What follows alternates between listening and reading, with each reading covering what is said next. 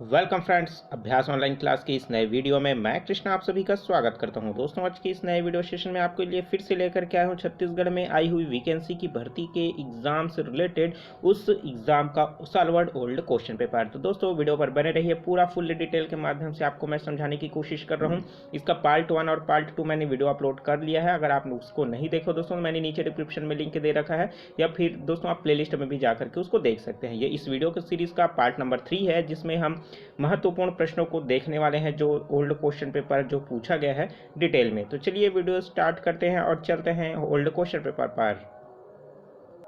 तो दोस्तों, पिछले वीडियो में पार्ट 1 और पार्ट 2 में 25-25 क्वेश्चन को हमने देखा था। तो उन 25-25 क्वेश्चन से दोस्तों हमने 50 तक के क्वेश्चन को कवर कर लिया है। आज इस वीडियो में फिर से 25 क्वेश्चन को देखने वाले हैं, जिसमें हमारा क्वेश्चन स्टार्ट हो रहा है 51 से, अर्थात 51 से।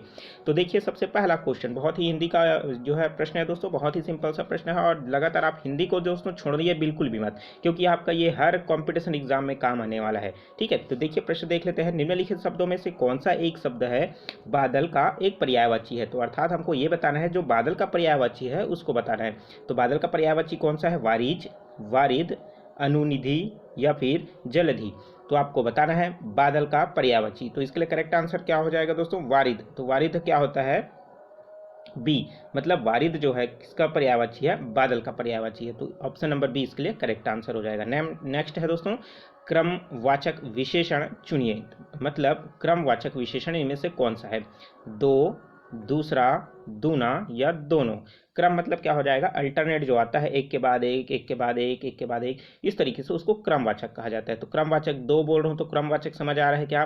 दूसरा बोल रहा हूं तो क्रमवाचक समझ आ रहा है क्या? हाँ बिल्कुल। एक के बाद क्या आ रहा है? दूसरा आ रहा है, दूसरा के बाद फिर से तीसरा आएगा। तो ये एक क्रम को बता रहा है। तो ऑप्शन नंबर बी क्या हो जाएगा इसके लिए? करेक्ट आंसर हो जाएगा। बहुत ही सिंपल सा प्रश्न है, थोड़ा सा दिमाग लगाओगे तो ये क्वेश्चन आसानी से बन जाता है। नेक्स्ट क्वेश्चन देखते हैं। निम्नलिखित शब्दों में से कौन सा एक भाववाचक संज्ञा है? जो भाव को प्रकट करने वाला जो संज्ञा है वो हमको बताना है। मिठाई, मिठाई क्या है? पदार्थवाचक संज्ञा है। ठीक है।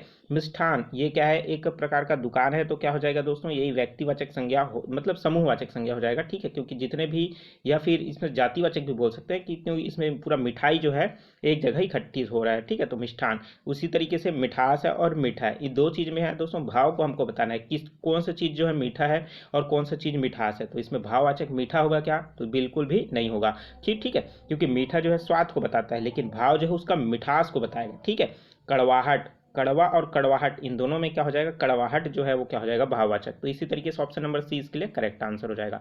नेक्स्ट क्वेश्चन है। निम्नलिखित विलोमार्थी शब्दों के जोड़ों में से कौन सा एक गलत है? जो गलत है उसको बताना है। ठीक है, नहीं तो बहुत सारे कैंडिडेट ऐसे होते हैं जो पूरा पढ़ते नहीं है और जो गलत शब्द है, जो नहीं है, इन सबको छोड़ देते हैं और उसी पर आसान देख करके ऑप्शन को टिक लगा देते हैं। ठीक है, तो देखिए, निम्नलिखित विलोमार्थी शब्दों में से जोड़ा में से इनमें से कौन सा एक गलत है? जो गलत है उसको क्या करना है? हमको बताना है। इसमें दिया है आगमन प्रस्थान, जागरण निद्रा, तीसरा दिया है गत विगत, तीसरा और चौथा दिया है चर अचर। तो इसके लिए हमको क्या हो जाएगा दोस्तों? जो गलत है उनको बताना है।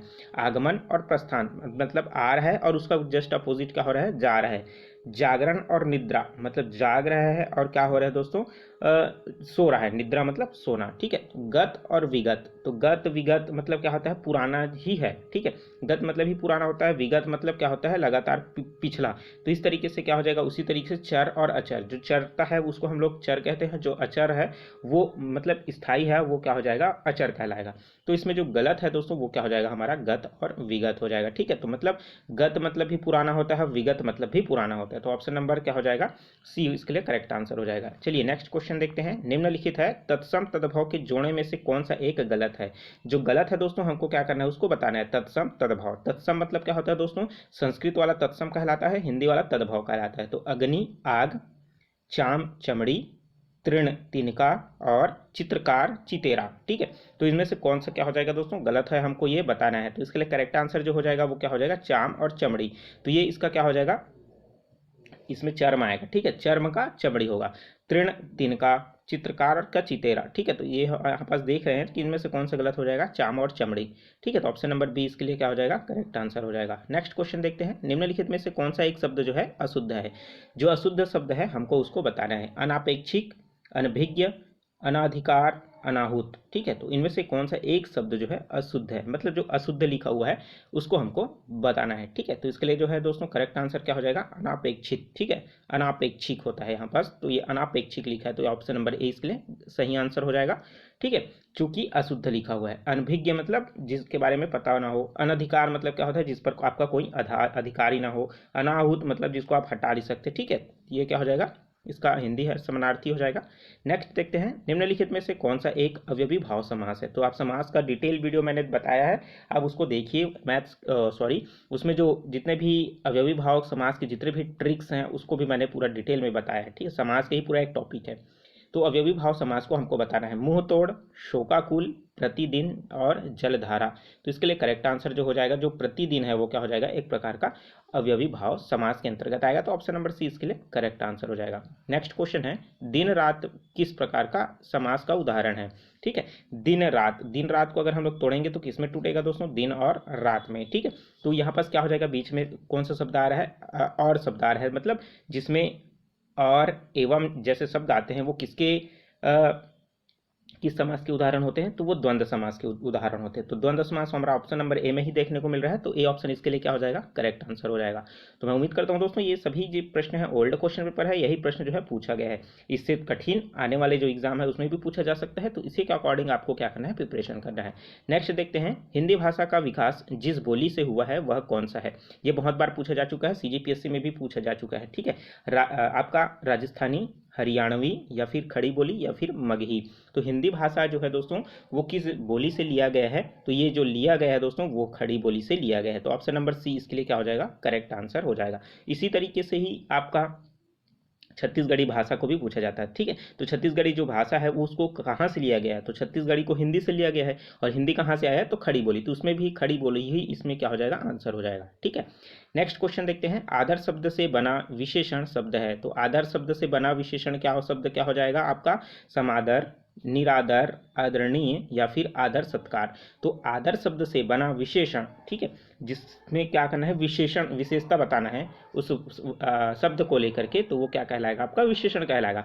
मतलब इसमें ऐसा कौन सा शब्द है जो विशेषण के लायक है। निरादार, इसमें क्या हो जाए, ये विशेषण लग रहा है क्या आपको, बिल्कुल नहीं लग रहा है। ठीक है, आदरणीय और समादर, समादर भी आपको देखने को मिलेगा। ठीक है, आदर सत्कार, तो ये भी तो विशेषण हो सकता है, लेकिन इसमें क्या हो रहा है, विशेषण ना होकर के क्या है, सिर्फ भाव सत्कार को ही बता रहा है। ठीक है, उसी तरीके से दोस्तों आपकी इसके लिए करेक्ट आंसर जो हो जाएगा वो क्या हो जाएगा, आदरणीय। ठीक है, तो ये जो आप किसी विशेषता के लिए आप बता रहे हैं, किसी चीज को, पर्सन को, आप अपने माता पिता को एक इस आदर से शब्द से एक विशेषण लगा करके बोलना चाहेंगे तो आप क्या बोलेंगे, आदरणीय माता जी, पिताजी। ठीक है, आप आवेदन पत्र लिखे होंगे। ठीक है, तो आप उसमें क्या लिखते हैं, आदरणीय माताजी या पिताजी, पूज्य पिताजी। ठीक है, तो इसी तरीके से ऑप्शन नंबर सी इसके लिए करेक्ट आंसर हो जाएगा। थोड़ा सा दिमाग लगाएंगे तो आपको ये भी कंफ्यूज करने वाला नहीं है, तो एकदम आसानी से बन जाएगा। नेक्स्ट क्वेश्चन है, व्यंजन संधि का उदाहरण है। व्यंजन संधि क्या होता है दोस्तों, जब दो शब्दों को जब हम विग्रह कर देते हैं या फिर उसको विच्छेद करते हैं तो उसमें से एक शब्द क्या होता है, व्यंजन का होता है। देखते हैं ऑप्शन, निराकार, जगन्नाथ, छंदोबद्ध, या फिर विद्यालय। विद्या धन आलय, आपको पता होगा ये तो स्वर संधि है, तो आप ये इसको हटा दिए। जगत धन नाथ, जगत धन नाथ, तो ये क्या हो जाएगा दोस्तों, ये है। ठीक है, तो जगत धन नाथ, तो ये क्या हो जाएगा आपका, ये व्यंजन संधि के अंदर ही आएगा। ठीक है, उसी तरीके से छंदोबद्ध और निराकार, तो ये भी अलग अलग संधि व्यंजन मतलब संधि के अंतर्गत आ रहे हैं, लेकिन व्यंजन संधि नहीं है। तो ऑप्शन नंबर 20 के लिए क्या हो जाएगा, करेक्ट आंसर हो जाएगा। नेक्स्ट क्वेश्चन है, शुद्ध वाक्य चुनना है। तो शुद्ध वाक्य में से कौन सा होगा, तो हमको ये बताना है। तो शुद्ध वाक्य बताने से पहले हमको चारों ऑप्शन को पढ़ना होगा। रात भर गधे भौंकते रहे, तो यहाँ पास शुद्ध वाक्य के हमको बताना है। तो भाई रात भर गधे भौंकते, तो गधा भौंकता है क्या, तो नहीं भौंकता, तो ये ऑप्शन नंबर ए क्या हो जाएगा, गलत हो जाएगा। ठीक है, बी ऑप्शन देखते हैं, मेरी सौभाग्यवती कन्या के विवाह में पधारे। तो मेरी सौभाग्यवती कन्या के विवाह में पधारे, तो ये क्या हो रहा है, यहाँ पास भी मेरी सौभाग्यवती कन्या। ठीक है, तो यहाँ पास क्या हो रहा है, सौभाग्यवती कन्या के विवाह में पधारे, तो ये यहाँ पास क्या हो जाएगा, ये भी मिस्टेक है, ठीक है। तो ये क्या हो जाएगा, ऑप्शन नंबर बी इसके लिए भी गलत हो जाएगा। और उसी तरीके से अगर हम लोग तीसरा देखें, सोना बहुमूल्य धातु है, तो ये तो हद तक ठीक ही लग रहा है। और चौथा देखते हैं, रमा पुस्तक पढ़ी। तो रमा पुस्तक पढ़ी मतलब क्या होगा, ये वाक्य जो है अधूरा लग रहा है, ठीक है। तो सोना बहुमूल्य धातु है, तो ऑप्शन नंबर सी इसके लिए क्या हो जाएगा, ये जो है शुद्ध वाक्य हो जाएगा। ऑप्शन नंबर सी इसके लिए करेक्ट आंसर हो जाएगा। चलिए देखते हैं नेक्स्ट क्वेश्चन, दांतों तले उंगली दबाना, मतलब दांत के नीचे में क्या करना है, आपको उंगली दबाना है। तो ये एक प्रकार का मुहावरा है, आपने सुना ही होगा, ठीक है। तो दांत तले उंगली दबाना मतलब क्या होता है दोस्तों, डर जाना, आश्चर्यचकित हो जाना, परेशान होना या फिर बेहोश होना। तो इसके लिए करेक्ट आंसर जो हो जाएगा, क्या हो जाएगा दोस्तों, दांत तले उंगली दबा दी है। जब भी कोई चीज़ अचानक सुनते हैं तो क्या कर लेते हैं, हम दांतों तले उंगली दबा देते हैं या फिर उंगली को मुंह में डाल लेते हैं, ठीक है। तो ये ऐसा क्यों होता है, ये आश्चर्यचकित होना। तो ऑप्शन नंबर बी क्या हो जाएगा, इसके लिए करेक्ट आंसर हो जाएगा, ठीक है। तो option number B is a right answer. चलिए देखते हैं नेक्स्ट क्वेश्चन, शुद्ध वाक्य हमको चुनना है। फिर से वही प्रश्न आ गया, शुद्ध वाक्य चुनना है। आप हमारा घर आना, ठीक है, आप हमारे घर आना, आप हमारे घर आओ या फिर आप हमारे घर आइए। तो इसमें से कौन सा शुद्ध वाक्य है हमको बताना है। आप हमारा घर आना, तो ये आपको लग रहा है क्या सही, नहीं, तो ये क्या हो जाएगा, गलत हो जाएगा, ठीक है। आप हमारे घर आना, तो ये शब्द तो सही है लेकिन ये आदरणीय पूर्ण भी नहीं है, तो ये क्या हो जाएगा, हमारा ऑप्शन नंबर बी भी गलत हो जाएगा। आप हमारे घर आओ, तो आप हमारे घर आओ, तो ये भी क्या हो जाएगा, सही नहीं है। आप हमारे घर आइए, तो ये क्या हो जाएगा, ऑप्शन नंबर डी इसके लिए सही हो जाएगा। ऑप्शन नंबर सी भी गलत हो जाएगा, ठीक है। तो डी ऑप्शन क्या है, आप हमारे घर आइए, ये ज़्यादा सेटिस्फाई करता है शुद्ध वाक्य में इन सभी में से। लेकिन ऑप्शन 2 और ऑप्शन 3 भी सही है, लेकिन ऑप्शन नंबर अगर हम लोग डी देख रहे हैं तो डी ऑप्शन क्या हो रहा है, इन दोनों से ज़्यादा सही आंसर को सेटिस्फाई कर रहा है। तो ऑप्शन नंबर डी इसके लिए क्या हो जाएगा, करेक्ट आंसर हो जाएगा। चलिए नेक्स्ट क्वेश्चन देखते हैं, पगड़ी उछालना मुहावरे का अर्थ क्या हो जाएगा। पगड़ी उछालना क्या होता है, बहुत ही सिंपल सा प्रश्न है, ये भी बहुत बार पूछा जा चुका है सीजीपीएससी में, व्यापम में। तो ये क्या हो जाए, भरी सभा में अपमान करना, भरी सभा में सम्मान करना, भरी सभा में प्रेम जताना या फिर भरी सभा में दुख प्रकट करना। तो आप सभी को पता होगा कि यहाँ पर जो है भरी सभा में क्या होता है, उस व्यक्ति का अपमान करना ही क्या कहलाता है, पगड़ी उछालना कहलाता है, ठीक है। तो ऑप्शन नंबर ये क्या हो जाएगा, भरी सभा में अपमान करना, मतलब ऑप्शन नंबर ए इसके लिए करेक्ट आंसर हो जाएगा, ठीक है। चलिए देखते हैं दोस्तों नेक्स्ट क्वेश्चन, गीता अच्छा गाती है, इस वाक्य में अच्छा क्या है। गीता तो गाना गाती है, अच्छा गाती है, लेकिन गाना इसमें बोल रहा है क्या, नहीं, लेकिन गाती है मतलब क्या गाएगी, गाना ही गाएगी, ठीक है। तो वो पंत है ना, तो ये आपका पंडवानी भी गा सकती है ना। तो यहाँ पर देखिए प्रश्न क्या बोल रहा है कि गीता अच्छा गाती है, वाक्य में अच्छा शब्दों को जो दिया है वो क्या है, विशेषण है, क्रिया विशेषण है, विस्मयादि बोधक है, या इनमें से कोई नहीं है। तो इसके लिए करेक्ट आंसर जो हो जाएगा वो एक प्रकार क्या है, क्रिया विशेषण है। ऑप्शन नंबर बी इसके लिए करेक्ट आंसर हो जाएगा। चलिए देखते हैं ना क्वेश्चन, सही वाक्य क्या करना है, हमको चुनना है। तो हमारे पास 4 ऑप्शन दिया गया है, इन चारों में से हमारा सही ऑप्शन कौन सा है हमको बताना है। तो देखिए सबसे पहले संगीता को बेटी हुई, संगीता की बेटी हुई, संगीता के बेटी हुई और संगीता का बेटी हुई। तो यहाँ पास हमको सिर्फ क्या करना है, का के की का अंतर देखने को मिल रहा है और उसी के अकॉर्डिंग हमको क्या करना है, हमको बताना है। तो एक में आया है को, एक में आया है की, एक में आया है के, एक में आया है का। तो ठीक है, तो संगीता क्या है, एक महिला है और बेटी मतलब स्त्रीलिंग है, और बेटी भी क्या है, एक प्रकार का स्त्रीलिंग है। तो मतलब यहाँ पास क्या हो जाएगा, को, की, के, का। तो इसके लिए जो आएगा वो क्या हो जाएगा, की आएगा, मतलब संगीता की बेटी हुई। ऑप्शन नंबर बी इसके लिए क्या हो जाएगा, करेक्ट आंसर हो जाएगा। इस तरीके के क्वेश्चन बनाएंगे, हर एक क्वेश्चन बहुत ही सिंपल सा प्रश्न है, हर एक क्वेश्चन में आपको एक एक नंबर मिलेगा, ठीक है। चलिए नेक्स्ट क्वेश्चन देखते हैं, वह छुट्टी में अपने गाँव जा रहा है, इस वाक्य में अपने गाँव किस प्रकार के कारक में आता है। तो वह जो है हमको कारक बताना है, ठीक है। मतलब वाक्य में अपने गांव, तो यहाँ पास दिया है देखिए अपने गांव जा रहा है, तो अपने गांव जा रहा है, तो इसमें किस प्रकार का कारक है हमको बताना है। तो ये भी सिंपल सा एक प्रकार का है जिसमें अधिकरण, ठीक है, मतलब आपने जो पढ़ा होगा अधिकरण, ठीक है, जिसमें में शब्द जो आता है वो क्या कहलाता है, आपका अधिकरण के अंतर्गत आता है। कर्ता ने कर्म को करण से संप्रदान के लिए आपने पढ़ा होगा तत्पुरुष समास के अंतर्गत, तो उन्हीं जो प्रकार है उन्हीं को ही कारक कहा जाता है, आपको पता होगा। तो ऑप्शन नंबर डी इसके लिए क्या हो जाएगा, करेक्ट आंसर हो जाएगा। नेक्स्ट क्वेश्चन है, न 3 में न 13 में, कहावत का अर्थ क्या है। न 3 में न 13 में मतलब सम्मानित व्यक्ति, अत्यंत उपेक्षित व्यक्ति, अति परिचित व्यक्ति या फिर दोस्तों आलसी व्यक्ति, ठीक है। तो इसके लिए करेक्ट आंसर हो जाएगा न 3 में न 13 में। मतलब इससे रिलेटेड आपको समझ आ रहा है कि मतलब हम किसी से लेना देना नहीं रखते, ठीक है, तुम कुछ भी करो इस तरीके का। तो न 3 में न 13 में ना, तो क्या हो जाएगा दोस्तों, मतलब वो इस चीज़ में इन्वॉल्व ही नहीं है, तो क्या हो जाएगा, अत्यंत उपेक्षित व्यक्ति। तो ऑप्शन नंबर 20 के लिए क्या हो जाएगा, करेक्ट आंसर हो जाएगा। नेक्स्ट क्वेश्चन है, सही शब्द चुनना है। वागम्य, उसी तरीके से वामय, उसी तरीके से वाग्मय या फिर वाकमय। तो यहाँ पास हमको क्या करना है, करेक्ट आंसर बताना है। ये क्वेश्चन आपको नोट कर लीजिए, ये क्वेश्चन जो है CGPSC और CG व्यापम के क्वेश्चन में पूछा गया है, ठीक है। ये जो क्वेश्चन है ये सब व्यापम में और PSC के एग्जाम में पूछा गया है, ठीक है। तो यहाँ पास आप इसको अच्छे से देख लीजिए किस तरीके से ये इसमें शुद्ध जो वर्तनी शब्द है वो किस तरीके से लिखा जाता है, ठीक है। तो इसके लिए जो वाग्मय है, संस्कृत का शब्द है ये, ठीक है, जिसको हम तत्सम भी बोल सकते हैं, ठीक है। तो वाग्मय शब्द जो है इसमें सही है, वाग्मय, ठीक है। वायमय और वाकमय ये जो है गलत प्रोनाउंसिएशन है इसका। तो ऑप्शन नंबर C इसके लिए करेक्ट आंसर हो जाएगा। चलिए नेक्स्ट क्वेश्चन देखते हैं, निम्नलिखित में से कौन सा शब्द का सही वर्तनी है। देखिए ऊपर वाला जो प्रश्न दिया है ना वो भी वर्तनी से ही रिलेटेड प्रश्न है, इसमें भी यही प्रश्न पूछ सकता था कि निम्नलिखित में से कौन सा जो है वर्तनी सही है, ठीक है। तो सेम वैसा ही प्रश्न 71वां नंबर का देखने को मिल रहा है कि निम्नलिखित में से कौन सा शब्द जो है सही वर्तनी है, संसार, संसार, संसार या फिर संसार, ठीक है। तो इसके लिए करेक्ट आंसर जो हो जाएगा वो क्या हो जाएगा दोस्तों, आपको दिन ने देखा होगा कि संसार को किस तरीके से लिखा जाता है। तो ऑप्शन नंबर A बिल्कुल सही है, तो ऑप्शन नंबर A इसके लिए क्या हो जाएगा, करेक्ट आंसर हो जाएगा, ठीक है। नेक्स्ट क्वेश्चन देखते हैं, निम्नलिखित में से कौन सा भाववाचक संज्ञा नहीं है। जो भाववाचक संज्ञा जो को नहीं को दर्शा रहा है उसको हमको बताना है। तो सौंदर्य, सुंदरता, सुंदर, भव्यता, ठीक है। तो सौंदर्य मतलब सौंदर्य क्या है दोस्तों, आप उसकी किस चीज़ को बता रहे हैं, सुंदरता को ही बता रहे हैं, ठीक है। तो सुंदरता भी क्या हो जाएगा, एक प्रकार का भाववाचक संज्ञा हो जाएगा, ठीक है। सौंदर्य भी, लेकिन सुंदर क्या हो जाएगा दोस्तों, उसका भाववाचक संज्ञा नहीं होगा, ठीक है। भव्यता, ठीक है, तो ये भी एक प्रकार का क्या हो जाएगा, भाववाचक संज्ञा है, लेकिन सुंदर जो है वो क्या है, एक प्रकार का भाव तो व्यक्त कर रहा है लेकिन वो भाववाचक संज्ञा के अंतर्गत नहीं आएगा, ठीक है। तो ऑप्शन नंबर C इसके लिए करेक्ट आंसर हो जाएगा। चलिए देखते हैं नेक्स्ट क्वेश्चन, निम्नलिखित में से कौन सा चंद्रमा का पर्यायवाची नहीं है। तो चंद्रमा का जो पर्यायवाची नहीं है कौन सा होगा, शशिधर। शशिधर किसको बोलते हैं, शशधर, शशिधर, शशांक, ठीक है। तो इसमें से पर्यायवाची जो नहीं है हमको वो बताना है, किसका भाई, चंद्रमा का। तो अब यहाँ पास जो है इसके लिए करेक्ट आंसर जो हो जाएगा वो क्या हो जाएगा दोस्तों, आपका हो जाएगा शशिधर। तो भाई चंद्रमा का पर्यायवाची नहीं है, कौन सा नहीं है, शशिधर। शशिधर का मतलब क्या होता है, शशि मतलब होता है चांद, ठीक है। चांद और धर मतलब क्या होता है, धारण करने वाला। तो चांद को धारण करने वाला कौन होता है, शंकर जी होता है। तो चंद्रमा का, तो शशिधर आप उसको नहीं बोल सकते चंद्रमा को, ठीक है। शंकर जी को आप बोल सकते हैं शशिधर, ठीक है, चांद को धारण करने वाला, ठीक है। उसी तरीके से गंगाधर भी बोल सकते हैं आप, गंगा तो को धारण करने वाला, ठीक है।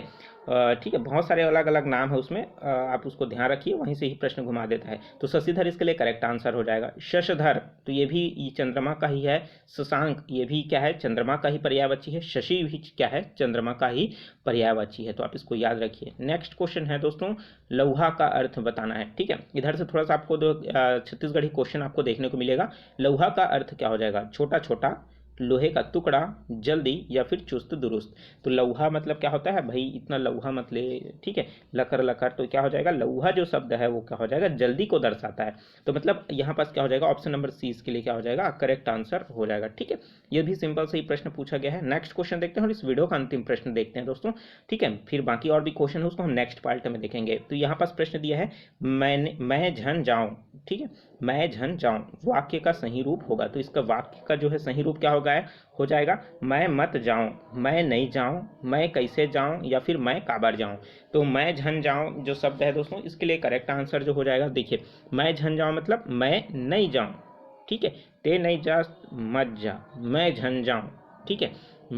मैं मतलब क्या होता है, खुद, ठीक है। झन मतलब नहीं, जाऊं मतलब क्या होगा, जाना। तो मैं नहीं जाऊंगा, अगर हिंदी में इसको परिवर्तित करें तो मैं नहीं जाऊंगा, तो मैं नहीं जाऊं तो क्या हो जाएगा, ऑप्शन नंबर B इसके लिए करेक्ट आंसर हो जाएगा। मैं मत जाऊं मतलब मैं खुद नहीं जाऊंगा, ठीक है। यही इसमें बता रहा है। मैं कैसे जाऊं मतलब यहाँ बस प्रश्नवाचक चिन्ह, मैं कैसे जाऊंगा पूछ रहा है, ठीक है। मैं काबर जाऊं, मैं वहां क्यों जाऊंगा, तो ऑप्शन नंबर D इसमें बता रहा है। तो यहाँ पर देख सकेंगे कि मैं नहीं जाऊं, ऑप्शन नंबर B इसके लिए करेक्ट आंसर हो जाएगा। नेक्स्ट क्वेश्चन है आपके लिए, आप मुझे कमेंट करके बताएंगे कि इसके लिए राइट आंसर कौन सा हो जाएगा। ओ मन कहत, उसके बाद खाली स्थान है। इस वाक्य को विकल्प के माध्यम से जो दिया है वहाँ पास से हमको क्या करना है, पूरा करना है। ऑप्शन दिया है रहीस, रहे, रह या फिर रहीन। मतलब ओ मन कहत रहीस, ओ मन कहत रहे, ओ मन कहत रह या ओ मन कहत रहीन। तो यहाँ पास क्या आपको शब्द को ही आप इसमें आप पुट करके देखिए इनमें से कौन सा जो है सेटिस्फाई कर रहा है। ओ मन कहत रहीस, ओ मन कहत रहे, ओ मन कहत रह या फिर ओ मन कहत रहीन। तो यहाँ पास आप देख सकेंगे कि इसके लिए राइट आंसर क्या हो जाएगा। कमेंट करके बिल्कुल आप नीचे जवाब दीजिए। बहुत ही सिंपल सा प्रश्न है। वीडियो अच्छा लग रहा है दोस्तों तो वीडियो को जरूर लाइक कर दीजिए। अभी तक आपने चैनल को सब्सक्राइब नहीं किया, सब्सक्राइब करके नोटिफिकेशन बेल आता है जरूर ऑन कर दीजिए। लगातार इस तरीके का वीडियो प्राप्त करने के लिए दोस्तों बिल्कुल चैनल को सब्सक्राइब कर ही लीजिए, ठीक है। इंस्टाग्राम पर भी दोस्तों आप मुझे फॉलो कर सकते हैं। टेलीग्राम में इसका PDF आपको डाउनलोड करने के लिए मिल जाएगा। टेलीग्राम चैनल अभ्यास ऑनलाइन क्लास को ज्वाइन कर लीजिए। लगातार इसका वीडियो का भी लिंक आपको प्रोवाइड होते रहता है, ठीक है। और साथ ही साथ व्हाट्सअप चैनल पर भी आप जो है मुझसे जुड़ सकते हैं, ठीक है। लगातार जो है आपको और कोई भी डाउट है, कोई भी क्वेश्चन है या फिर मैंने कोई भी क्वेश्चन गलत आंसर बताया तो नीचे आप कमेंट बॉक्स करके बिल्कुल आप पूछ सकते हैं, ठीक है। और कोई भी सवाल है तो आप बिल्कुल पूछ सकते हैं। वीडियो के अंत में और भी तो कुछ वीडियो आपको देखने को मिल रहा है तो आप उसको भी देख सकते हैं, आपके लिए ही फायदेमंद है, ठीक है। नीचे और भी क्वेश्चन है उसका मैंने लिंक नीचे दे रखा है अन्य पार्ट का, आप उसको भी जरूर लीजिए। चलिए मिलते हैं नए वीडियो में नई जानकारी के साथ। Take care, all the best, जय हिंद।